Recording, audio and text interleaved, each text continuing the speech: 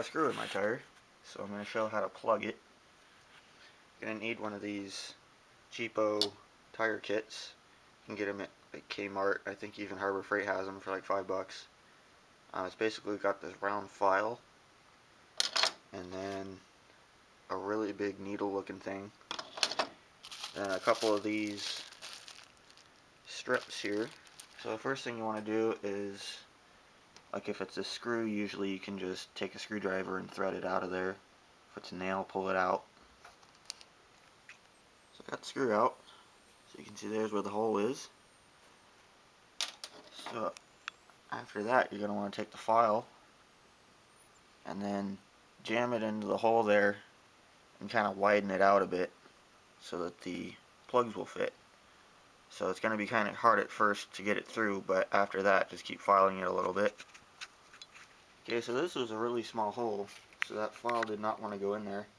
So what I'm doing first is taking the screw, and I basically threaded it in there a couple times and ripped it out to the point where now the whole thing will push in there and pull right back out. So now should be able to get the file in there.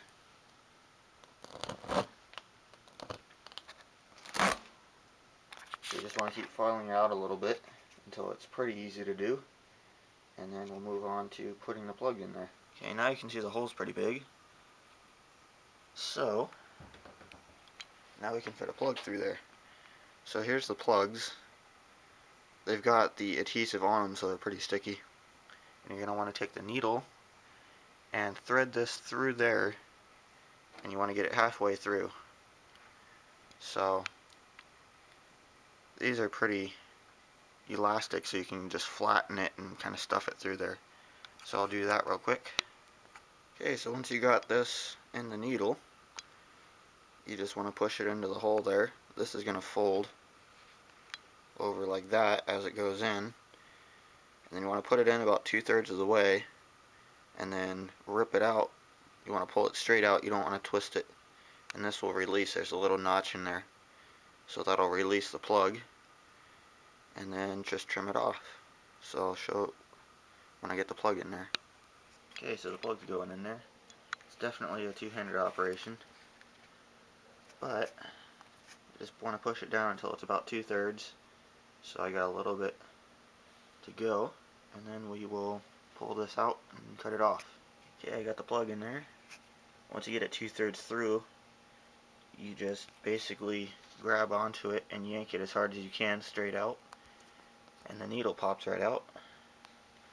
So looks like that'll work. I'm going to just trim it off flush with the tread and fill it up with air.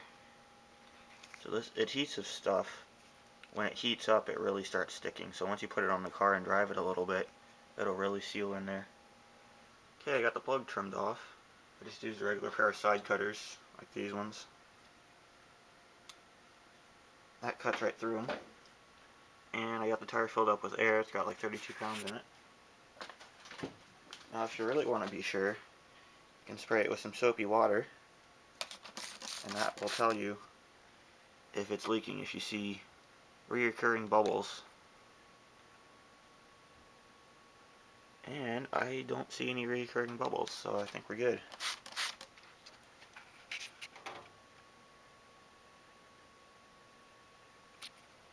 So the plug worked. Now the tire's good to go.